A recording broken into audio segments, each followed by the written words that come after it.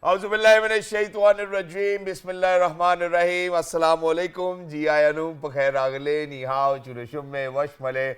Ohaya Gonzaimas. Guten Morgen. Hola. Moyor privyet. Kaifa hal? Hale shumar chatore. Ahlan wasalan. Marhaba. Buna. Mucho. Gracias. Swabi. Abhalli kere aya. Hosh galen.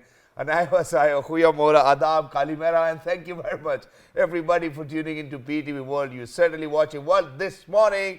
And with me, I'm very lucky to have been joined by my very well-learned colleague who happens to be Miss Hajra Satti. I happen to be Shahzad Hasan Khan, and we hope and pray that everybody out there is doing wonderfully well and that you're ready to kickstart your week with us. But first things first, hello Hajra, how are you doing today? Assalamu alaikum. Thank you so much for introducing me. Since it's Monday, it's the start of the week, so we are very high up on our energies. So having said so, Shahzad, I wanted to go yesterday. It was Sunday, so I wanted to go to Sadr because there's a really proliferating books which are on the, what do you call it, the footpaths, right? And they have this vibrant culture for a long time, right? Since I remember I was a child, I used to go there and trot there and then look after the books. But I told my mom that I wanted to go there, and she said, no, it's a very rushy place, and besides, you know, who will navigate through all rush, and obviously the people who are there, and it's very crowded there. So she said, let's go to Giga Mall, right? Mall culture. So I find that the places like Sadr or the Androon Sheher or the street culture, which has its local economy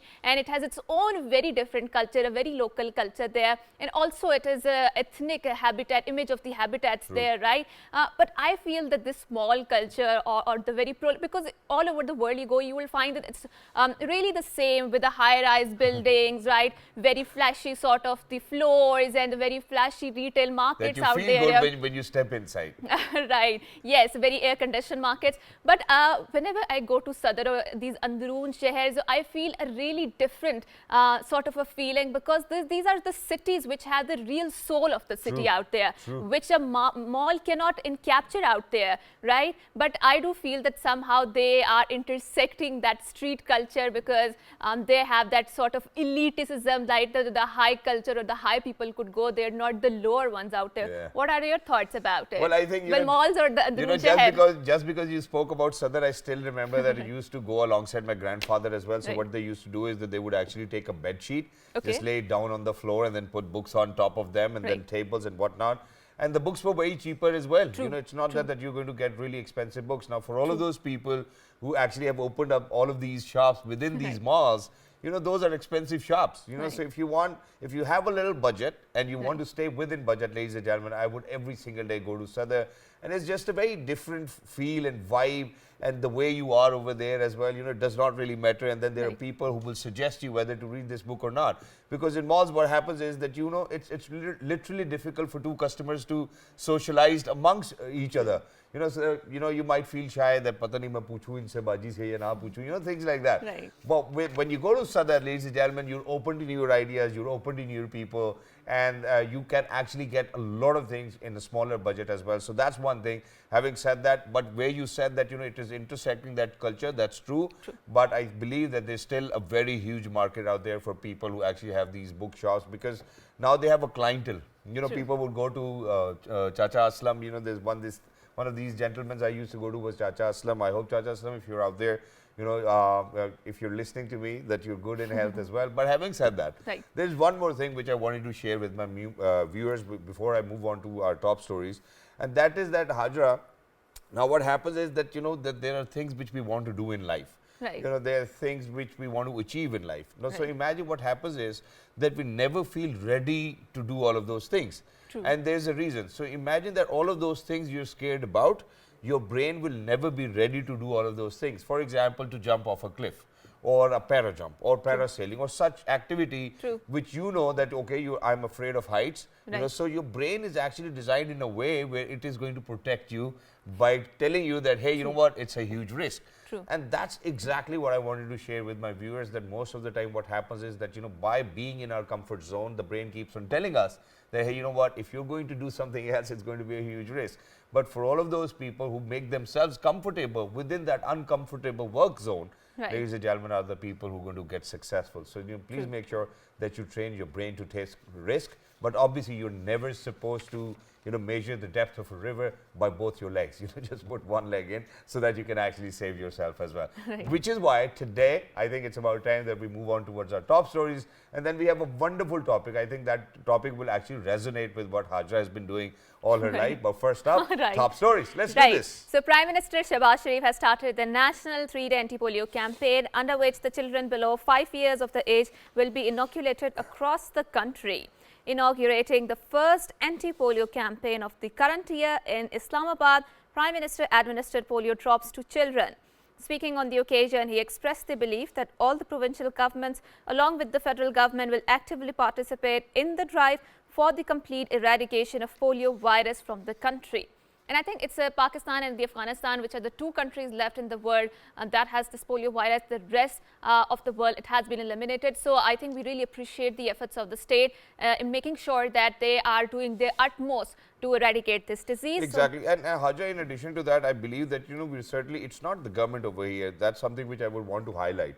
Because, every time the polio workers are there to inoculate your child, ladies and gentlemen, it's the people who refuse to give them those polio drops as well. So for each and every one of you, I believe it's our shared responsibility to make sure that we let them know that this is for the well-being of the future generations of the country, for the nation, and it's going to be fruitful and beneficial as well. So imagine for all of those parents who actually have kids, unfortunately, who live with the condition we call polio, ladies and gentlemen, they're not having a very healthy or a good life because they have to look after somebody who's totally dependent on them.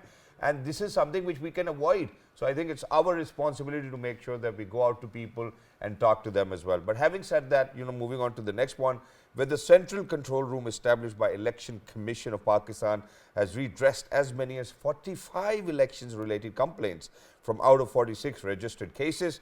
The Election Commission had established central control room in Islamabad to monitor Karachi local government polls. The control room, which started working from Saturday and will remain operational uninterrupted till receipt of the last result. Wow. Wonderful. So I think this is a fundamental pillar of the democracy, the elections, the local government elections, and certainly this is the election year.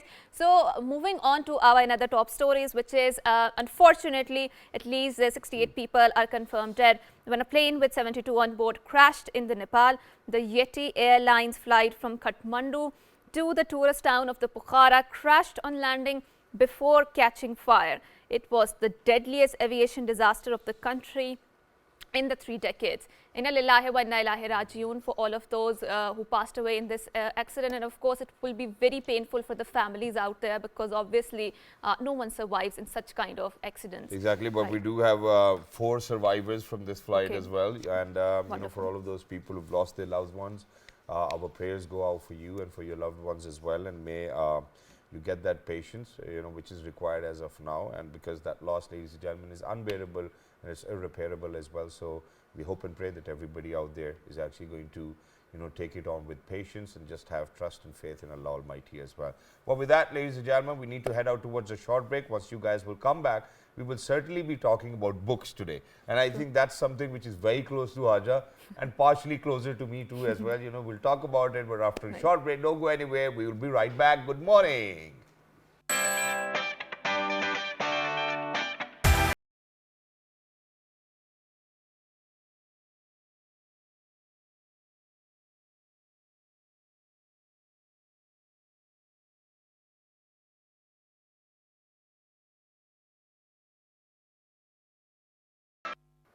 Welcome back, and certainly before going on to the break, Shehzad was asking me this question: when was the last time you visited the library? And that set my internal dial, when I went to the library last time. So I remember, Shehzad, so a few days ago I went back to my university. Wow. And I went to the library because NUST has a very exploring library out there. It's a very wonderful architecture. But I went there not to read the books because I wanted to access the toilet there because they have a really clean toilets.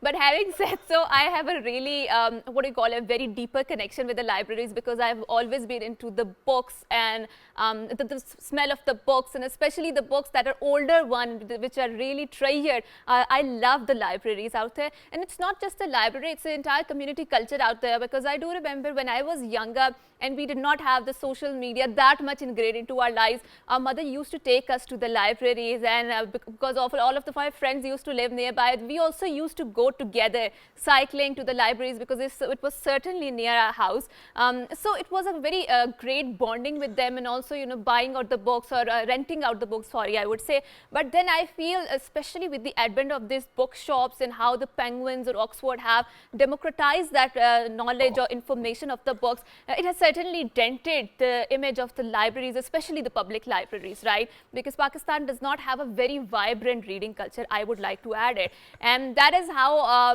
we would like to introduce our guest, because today we are going to talk about the role of the libraries in the public discourse and what does it entail, and our relationship to the books, to the writing, and how we define ourselves, especially when it comes to library. And before we introduce our worthy guest, ladies and gentlemen, I would like to speak over here about libraries. So imagine that, you know, Islamabad has a very vibrant library culture in the first place. So imagine that we do have street corner libraries where you're supposed to take a book and put a book back as well, because there's nobody whom we call a librarian over there. Not just that, there's a library in F9, there's a library right next to HEC building, there are 2 libraries over here in F6, then there's one in Karachi Company. And you know, for all of those people who might be thinking, there's one in F11 as well, which I've been to very recently. And what about the very wonderful library right across here in the red zone? Yeah, I mean, but the only problem is that they certainly do not allow you to go into the red zone other than your work as well. You know, so it's a little difficult for us. Yeah. But libraries obviously will have their own culture, and I think I would want to go back to my university, A University, where they were very creative about libraries. So imagine that they had these. So our library was in a basement. You know, it was a wonderful library, huge library. And then what they did was that they knew that students would want to have some fun, a cup of tea and whatnot, coffee. So what they did was that, you know, in basements we have those balconies where the sunlight comes in. So what they did was that they carpeted the entire balcony. You could sit down under the sun and you could have a good cup of coffee and talk as much as you want to. And then the librarians have always been very strict, you know, so obviously we have always taken them as professors and teachers, but they are always very strict. You know, all of a sudden, you know, you would see a librarian, you know, glasses, spectacles somewhere here. They look you as if you've done something wrong. But hey, you know what? We didn't do anything wrong. I think you were having a good gupshup with your friend. That is why he gave that stern look. Actually, I think that the problem was that, you know, every time the librarian saw my face, because we weren't really very good with returning the books, right? So I was like, okay, ab isko yaad aa gaya ki iski kitab वापस करनी थी मैंने. But having said that, ladies and gentlemen, we're very lucky that we've actually been joined by one of the most amazing librarians I've seen over here in Pakistan, in Islamabad, very dedicated towards his job, very passionate about it. Ladies and gentlemen, he happens to have been representing the International Strategic Unit as well. But having said that, ladies and gentlemen, he is the one and only Mr. Abid Hussain. Hello, assalamu alaikum, good morning, how are you? Walaikum assalam, sir. Not too bad, thank you so much. Sir, it's an honor to have you from the Institute of Strategic Studies, and I believe that, you know, that the library over here can contribute quite a lot towards anybody. But having said that, first things first, what is a library? You know, let's get that understanding first of all. Sir, majority of people in Pakistan are knowing about the library, that what is a library. A library is a place where books and non-books materials are placed for study, research and reference purposes. Yeah. A place of higher learning is called to be a library, I think.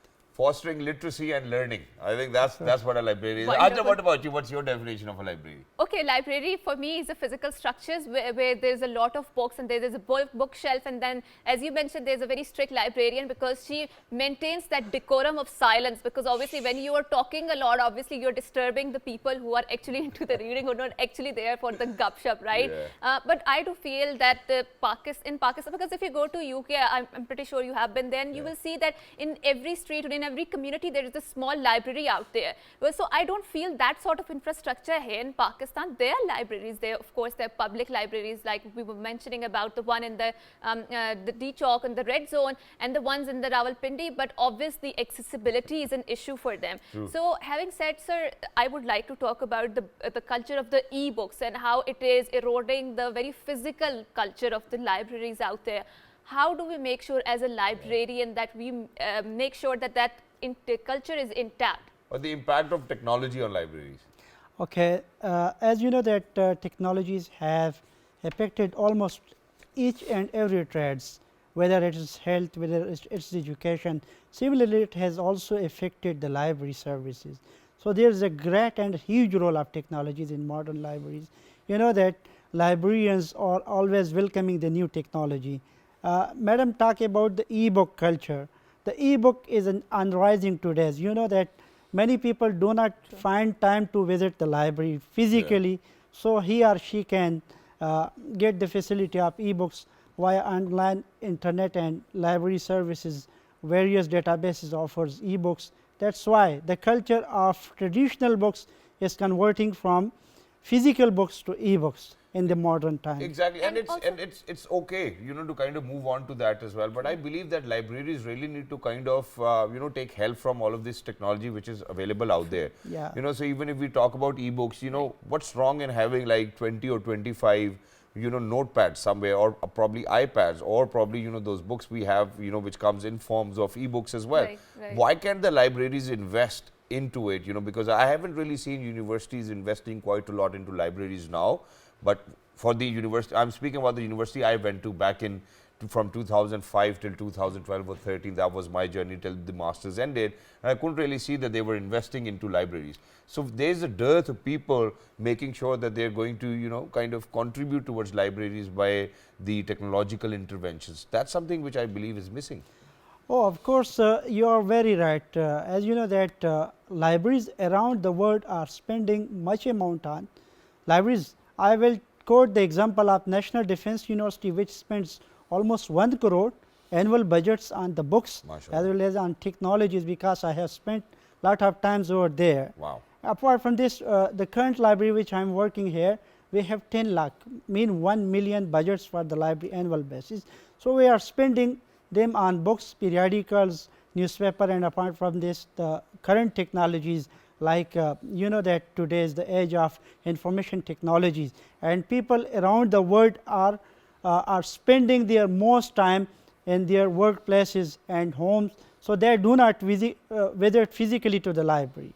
The reason is they are taking benefits from the e-books and technologies. You know that today's age libraries offer online public access catalog, which is a good example of modern technology. True. People can search their desired books, their desired article, and can download it easily. So I think the modern libraries, they are facing, especially when it comes to Pakistan, because they're not investing, like Shahzad mentioned, that much into the digital aspect of it. But obviously, having said so, I do feel the modern libraries are facing the crisis of relevancy, because like Shahzad mentioned to me, when was the last time you went to the library? I used to go to the library very frequently, but having said so, now I go to the bookshops and I buy the books out there, because I feel that that's more easier for me, because I can read the books at home and I do not have to return them back to the library, right?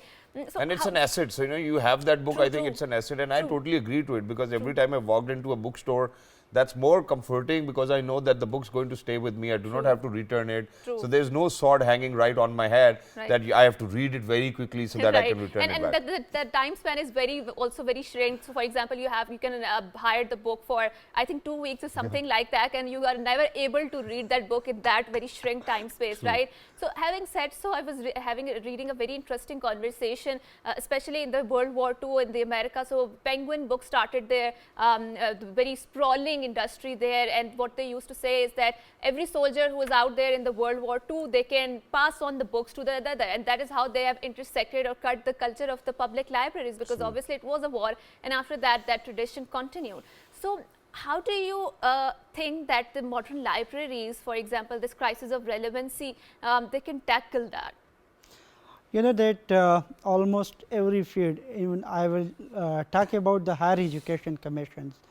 You know that each and every library cannot buy good books. You know that majority of our readers, although can buy books, but with meager amount. Let's suppose there are some books, they are so costly. A book of 1 lakh rupees, can you buy it? No. Can you imagine? So for that, I'll go to the library. You will go to the library and you will definitely borrow the book for Which some book period costs of time. 1 lakh? Is there any book? Of course, Really? there are a number of books. Okay, wonderful. Yeah, of course. So nobody can spend, I think, lot of on purchasing books. Right. So why the library has importance True. in the society? And you know that the majority of libraries in the developing countries do not buy books. Even in the current days, people cannot buy the floor. That's why people are getting surrounding that where to find the good information, and libraries are better places True. to find the good information in your relevancy. That's why. Exactly, and librarians can actually help you, because they are very smart people. You know, they've actually gone through so many books. They're like, okay, उस corner में जाके उसमें तीसरी रो में तुम देखना तुम्हारी किताब तुम्हें मिल जाएगी, things like that, and they really fascinate me. Nice. Having said that, I have another notion to libraries as well, because we grew up watching movies, Right. and while you were in university, so you will see different students coming into libraries as well. I think there's a lot of romance attached to libraries as well. I've seen a lot of people reading together. Romance is not only a boy or a girl. I think your romance with the book itself, I've seen people being so indulged into their books, having Right. that good cup of coffee, enjoying themselves just because, the feel of the paper, the book, and the story they're reading itself. But having said that, Abid sir, today, I think for the very first time that I'm going to ask it on national television, are there different types of libraries, or is there library is Of just a course, library? There are different types of library, as you mentioned in your initial stage, that there are libraries in Islamabad. So there are different types of library. One of them are public libraries, Yeah. and apart from this, academic libraries, which includes college libraries, university libraries, and there is special libraries working for special purpose. Although corporate organization like think tank, these are called special libraries. And sometimes we have government libraries like a national libraries, Right. which serve the people of the utmost care, that take utmost care of their publics in surrounding areas, and people often come there and study various books, and that is a good place for reading, research and reference purposes. Exactly. And having said that, while we're talking about libraries, while we're talking about the importance of libraries, and everybody knows the importance of library. Now, the only thing which I would want to speak about over here is that, institutes in particular, I mean, I'm not very sure about public libraries as well, but I've seen that libraries are not really very comprehensive or holistic in approach, and it's because of the fact that people who are, first of all, who are born with, who are differently able, libraries most of the times do not allow them to come and explore what they want to explore or research or study about. There's hardly any book in Braille over there. There's hardly any librarian who's actually going to help somebody who cannot read, write, or probably they're not able to do so as well. Don't you think that libraries really need to be set up in a place where we are holistic in nature, that anybody and everybody can come in, and that whatever they want to learn, study, educate, they could do it. Maybe somebody who actually cannot see, unfortunately, or probably cannot hear or cannot read. Do you think that libraries really need to be on that plan? Libraries are actually democratic institutions True.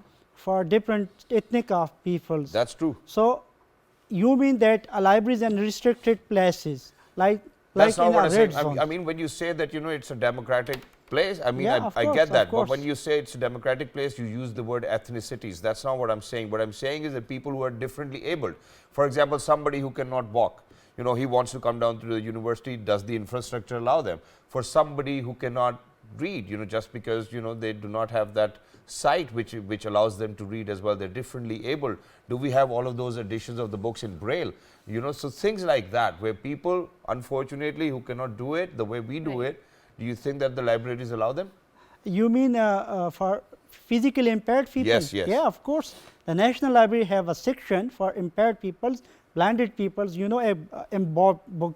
Yeah, Braille. You can Braille. find it. So, the modern libraries offers various services like physically impaired people, blind people, almost for each and every person living in a community. Yeah, for visually impaired. So let's talk about the Institute of Strategic Studies. Does that library allow people who? Yes, of course. Okay. Yeah, And So, what technologies do we use to make sure that they can go and? We offer almost 20 databases, Okay. which are linked with around the world, JSTOR, Taylor and Francis, Springer Link, Sage Publications. These are various databases we offer at the Wow. Institute of Strategic. Wonderful. That's wonderful. So, talking about more of the academic libraries, like you mentioned, the research articles, and we have seen, Shahzad, that how those research articles, they have their elitism in it, because there is a paywall, and for people like us who belong to the global south, we cannot afford that, because often the prices are really high as an individual, true. right? So they have this divide there, especially when it comes to accessing the knowledge, and like Michael Foucault mentioned, the knowledge is power, right? When the knowledge is, the power resides there. We can see that is how they made this culture very exclusive. So how can we make sure that we can have a very inclusive inclusive culture when Shahzad talked about it, and that caters to the diverse literary tastes of different sort of people, and there is a breadth of knowledge out there. Does HSC in this regard offers any sort of incentives so that we can access those academic articles apart from accessing the sci-hubs, which is a very, what do you call it? Of course, you are very right and very true in your talking that there is a regulatory authority, Higher Education Commission offer online databases, Right. which cannot be bought by any academic institution, like a poor organization cannot buy all costly databases. So, HEC is regulatory authority which grant access to almost each and every aspects of the community, like institutional libraries, academic libraries, college libraries, public libraries. They have spent a lot of budgets for this purpose. So, you talk about elitism culture, that we have some databases. If you cannot request to the librarian how you can find it, that please download this article for me. So, I am here if you need anything. Right. I must think say I need to develop Yeah, that of connection course, with him, of because I am always asking for a lot of research papers, and Yeah. there's always paywall getting in front of that. So, But there's one more thing which I wanted to ask, and that is that since you get a budget of 1 million rupees, you know, Yeah. and that too obviously for the library at the Institute of Strategic Studies, are you allowed to do it for somebody else from outside the institute? Let me just ask I you think that as knowledge well. should be accessible Yes. to But everyone we out really there. need to ask this first, right?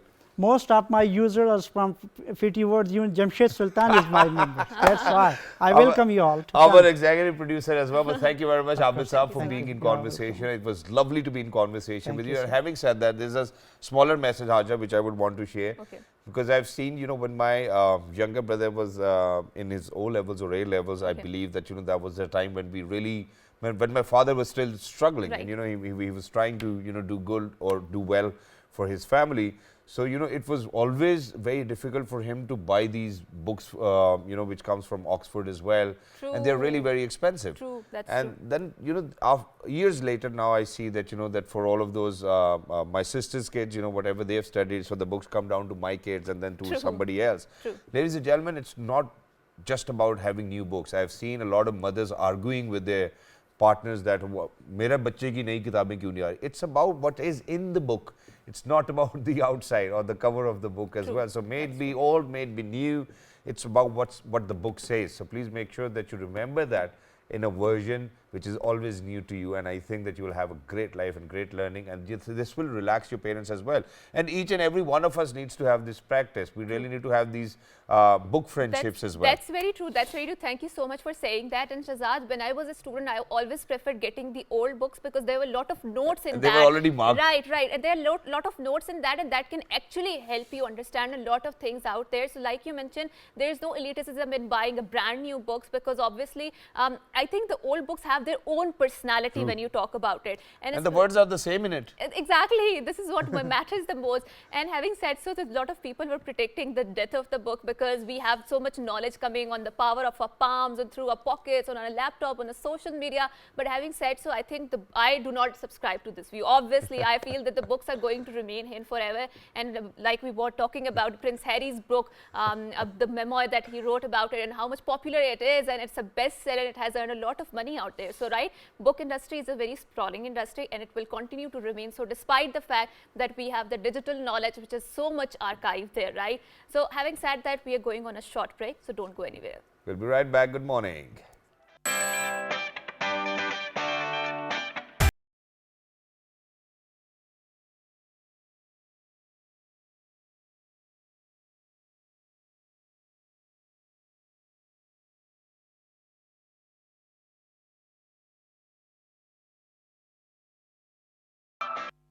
Welcome back, and before going on to the break, we were obviously talking about the role of the libraries and in the community building, how it influenced people around the world. So now today we are going to talk about a very different sort of a topic that is obviously related to the different sort of a people and the communities out there, that is the universal access to the healthcare. And I do believe, despite the fact that Pakistan is a poor country, it does not have that much of a resources, but our state has been endeavoring a lot for quite some time to universalize the access towards the healthcare, and we have seen some very amazing initiatives in this regard. Obviously, this government's team is doing enough, and all other governments too, right?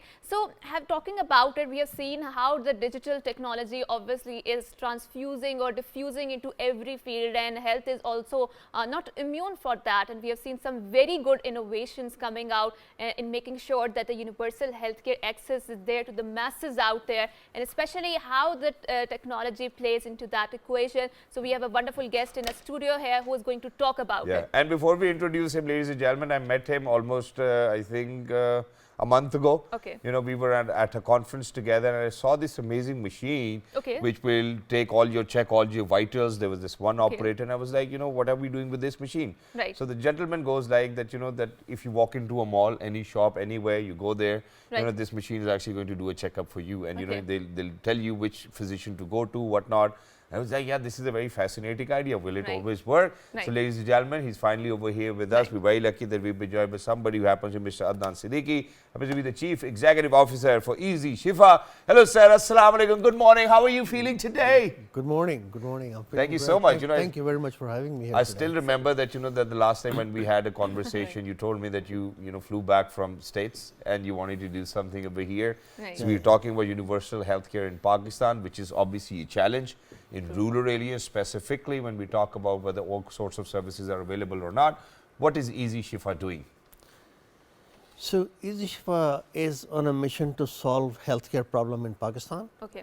And actually, if you look at it, this is not a Pakistan problem, it's a global problem. Right. 1/3 of the global population does not have access to proper healthcare. Right. So, what we are doing is we have a very, very myopic view. We just want to take the cost out of healthcare. Right. So, two numbers that is driving me personally is 150 million people in Pakistan don't have access to healthcare. Yeah. The second number is not authenticated, but just it's been floating around. 100 million people in Pakistan each year go through financial stress because of the medical bills. True. True. And in the States, I know 1 million, this is an authenticated number, 1 million people go through bankruptcy each year because of the medical bills. True. So, medical industry in itself is kind of being a disruptor for the community. True. And this 100 million people, the money that they're spending is going to a very Right. small segment of society. That's Right. causing a disruption. That's true. And I think if we can distribute this among the people and take the cost out of healthcare, Right. we can solve this problem. And talking about that wonderful machine or the idea that you came across and that is being implemented, so let's talk about, obviously you mentioned about the poverty and how it's disrupting the life across the globe. Specifically speaking about Pakistan, and poverty has a very spatial sort of an aspect, rural versus the urban, and we can see that people who are residing mostly in the rural areas, they do not have the access, a broader access or universal access to healthcare, right? What are you doing to make sure the people who are there in the rural landscapes that they have the access to there? Because I think that they're the marginalized communities, and most of the work should be concentrated there because they're not even aware if they have the disease in the first place. So actually, with that statement, I'm the perfect candidate for your question. Wonderful, go ahead. What is happening is in telehealth is coming in. Right. There are 20 other companies working in telehealth. Okay. But telehealth only provides help to people, those who have a smartphone Right. or those who have access to internet. Right. Yeah. We can argue whole day long that is 15% of the population, 20% of the population. Still, we are leaving 50% of the population behind, those who don't have, and technology is not doing anything for them. True. So what we have done is we have transformed the whole segment, Right. and we have shifted the paradigm. We are taking technology to them, or the healthcare to those people rather than they coming to healthcare. Right. So taking the healthcare to them, taking the cost out of it, Right. and that's how we're going to make it available. Right. We are copying, actually, no genius behind it. Right. We are using the same model that Uber used. Okay. Uber came in and solved taxi's problem. Right. Now you don't have to do anything. You just hit the button, the taxi comes to your door, and you solve.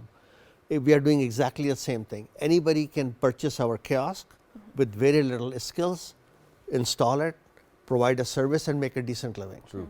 This is the only way we can scale it. Right. I think having said that, it's wonderful. I've seen it for myself as well. But you know, Right. there's this challenge around it. Now the challenge is that, you know, that God forbid if you're ill, you really need to, see the doctor, right? A machine cannot do it for you. That's what we feel.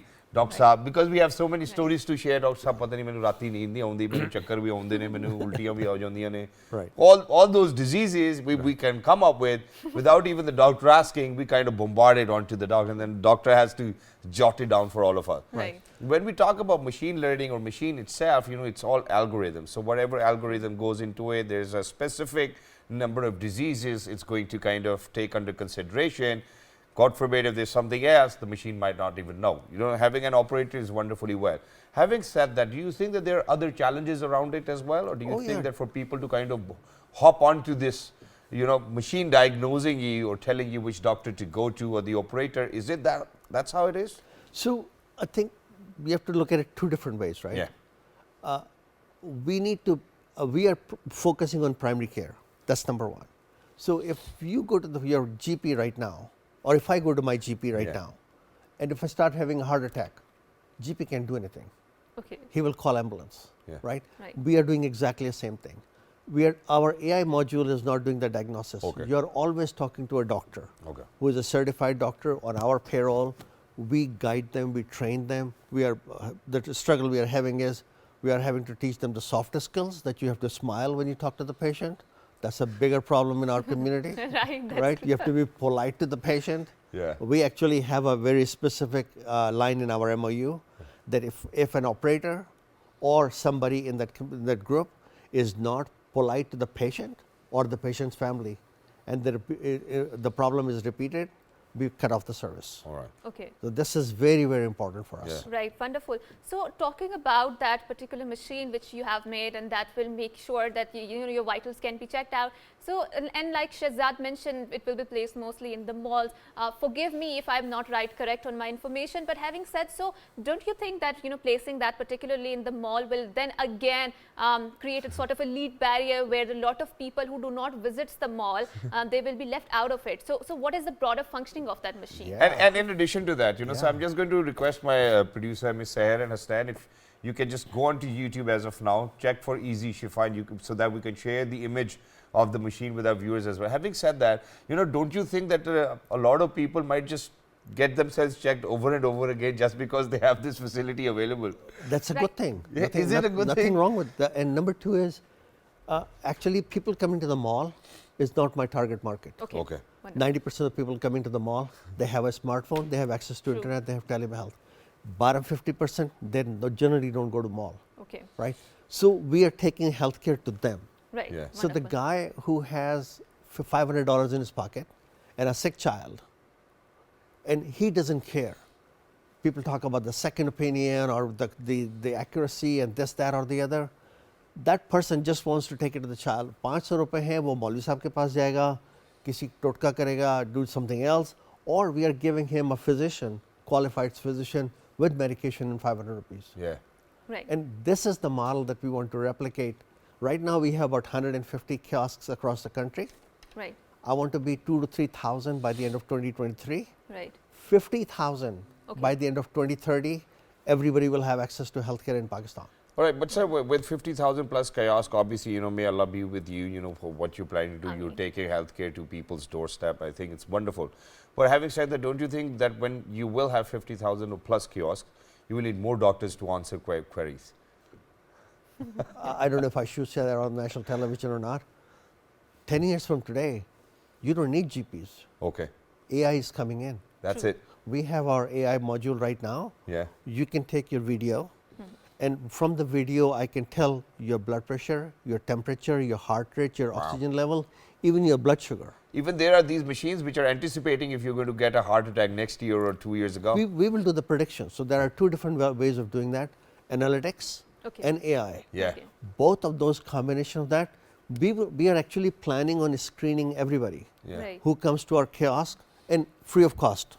Okay. Right. Blood pressure, cardiac issues, diabetes, and hepatitis. Right.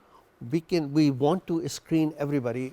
Which means that we should actually have some great retirement plans now, because we're going to have a lengthier life. life and a healthier one as well. Healthier, but we do not know how much productive it would be. Having said so, Yeah. so sir, No. So let me stop. Yeah. Sorry, Sure. sorry to interrupt you, but okay, sure. there is a TED talk, Okay, and they are talking about it right now, that being born, raising, and dying, right. growing up, it's an obsolete concept. Okay. Next 20, 30, 40 years, we will decide how long you want to live, and you will live a very, very productive life. Yeah. I mean, you can never predict a future with all of these common predictions, because who would have thought that after getting destroyed or bombed by the nuclear bomb, that Japan was rise to be such a nuclear, what do you call it, economic power in that sense. But having talked about what are some of the challenges that you're facing in your project, because one that I can foresee is that there's not that much of a digital access to people who are living in the rural areas, right? The penetration of the smartphone might not be that great in those spaces. So what are the challenges? So communication is an issue. Right. By virtue of that, we cannot get access to 100% of them. Right. But I'm one of those people, if I can get to 70%, I'm happy. Okay. Yeah. I'm not going to wait 10 years because 30% are not getting it, right? Yeah. Right. So let's go there. Once we Right. get there, we will figure out a way to get to the next level. So it's not a big deal. Right. Good part is 90% of the people, those who come to the kiosk, right, they are extremely happy with the doctor, Okay. with the operator, with the Right. cost, with the availability, Right. all of these factors. Right. If before going to the kiosk, if you ask them, only 7 to 10% of people say, do I want a machine to take care of me or not? Yeah. Once they are there, they're hooked. Exactly. Wow, that's wonderful. And you know, so my team, ladies and gentlemen, has actually taken out a video. I just want to be sure, first of all, that we're sharing the right video with our viewers. So I would request my producer to please give it us on the monitor so that we can see, and then we can actually go ahead with this one as well. You know, so this is the right one, and then I would want Adnan sir, please, you know, explain to us what is this machine, How does it work, and what are huh? we doing over here? So normally this machine, almost always, this machine is operated by an operator. Yeah. Okay. And operator doesn't have to be highly qualified. Okay. I would like 50% of these operators to be females, because Okay. feminine issue is a major issue. If the patient is a female, operator is a female, doctor is a female, they can discuss the feminine issues that we don't Accessibility, talk yeah. about right now. Yeah. So the operator will come, the patient will come, we will put all the personal information, name, phone number, so that we can have track them. Then we put all their vitals. All this information, current vitals plus the history, all that goes to the doctor. In the cloud. Doctor will go, Okay. doctor is our doctor who is sitting somewhere in the country. Okay. The doctor will study it, and then they will initiate a video call. You will have a video call with the doctor after consultation. Doctor will write a prescription. It will be printed at the kiosk. Yeah. We can give you over-the-counter medication at the kiosk, or if it's a prescription medication, you can purchase it yourself, Right. or we can cash on delivery at your house. Wow, that's wonderful. So, you know, for everybody who's out there, ladies and gentlemen, it's a complete successful business model, alhamdulillah. So, what we do is that, you know, there are two different types of kiosks. Number one, I think that you can actually spend 600,000 rupees or 700,000 rupees and get a kiosk and get an earn. How much? 300. 300,000 rupees. That's number one. And number two? Hawa. So, if I can get 30 Yeah, yeah, seconds. sure. Sure. We have another version. Pakistan is one of the worst countries in the world when it comes to infant mortality Okay. Right. and childbirth related deaths and complications. Agreed. Right. We have developed a similar device. We call it Hawa. Okay. It's only dedicated for pregnancy management. Okay. Okay. It is equipped with ultrasound, digital Okay. stethoscope. Okay. So we are taking healthcare to them. I think in next 5 to 10 years, we're going to get Pakistan out of this problem. Exactly, but that's not what I'm saying. What I'm trying to say over here is that for people out there, it's a business opportunity as well, and this Yes. kiosk can actually earn you somewhere around 50 to 100,000 rupees per month. That too after paying Adnan Siddiqui Sahab and his company a little bit of amount too as well. So per kiosk, you know, you will get some amount, and then the person who's actually bought Right. it will Right. get some amount too as well. So ladies and gentlemen, it's a win-win. Number one, you're going to be a healthier being. You know, you certainly don't have to look for doctors, wait in queues. Just go to the kiosk, get your vitals checked up. God forbid if there's something wrong, they will arrange a doctor for you in the first place. Number one. Number two, you buy a kiosk, put it somewhere, people come, get themselves checked up, you earn money. I think that's a win-win as well. Well, thank you very much, Thank you sir, so for much. being with us. It was lovely to be in conversation with you. And thank you very much for representing Easy Shiva. I've seen it myself with my own eyes. I think I'm going to thank Dr. Asfar over here as well, because he was the sole reason why I got to see all of such amazing, wonderful people who were out there on that conference as well. Even the President of Islamic Republic of Pakistan was present over there, so it was great. Thank you very much once Thank you again. so much. It was lovely to be in conversation. Pleasure. Aja, what do you have to say? Okay, so I feel that it's really great that how technology is diffusing and it's making the universal access to healthcare very easy, and especially for people out there. But I also hope and pray that Pakistan does have access, especially to the rural areas where people do not have access to it, and the digital penetration is not that great. But in the future, I think things are changing, and we are going to cover up that areas of that. Having said so, until next time, it's a good boy and good morning. Morning. Look after yourselves. Have a great day. Thank you.